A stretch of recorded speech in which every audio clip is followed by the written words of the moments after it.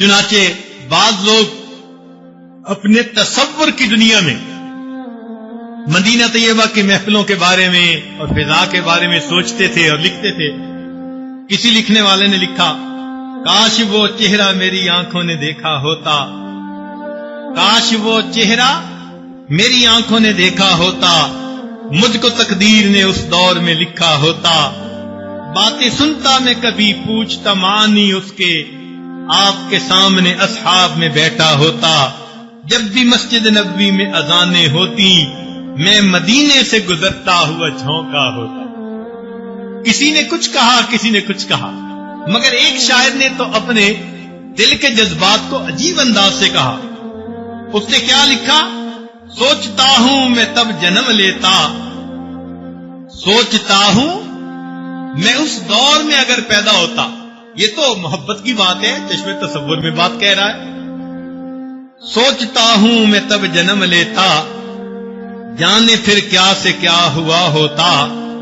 چاند ہوتا تیرے زمانے کا، حکم تیرے سے میں بٹا ہوتا. چاند ہوتا تیرے زمانے کا، حکم تیرے سے میں بٹا ہوتا.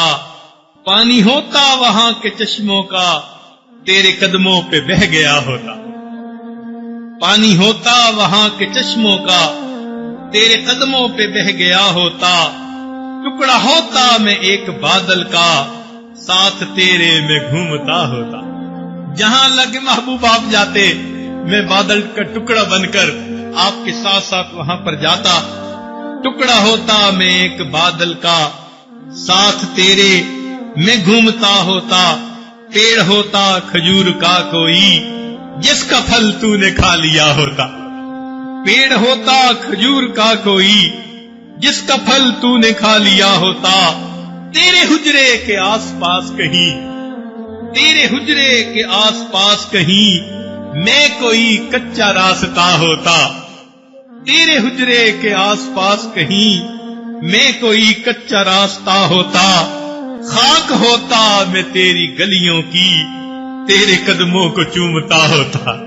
آپ چلتے میں خاک بن کے آپ کے پاؤں کو بوسہ دے رہا ہوں. اللہ رب العزت ہمیں بھی اس محبت کے ساتھ یہ سفر کرنے کی توفیق عطا فرمائے، اور اللہ تعالی ہمیں دیار محبوب کی اس حاضری کے بعد بقریت واپس اسی جگہ حاضری کی توفیق عطا فرمائے.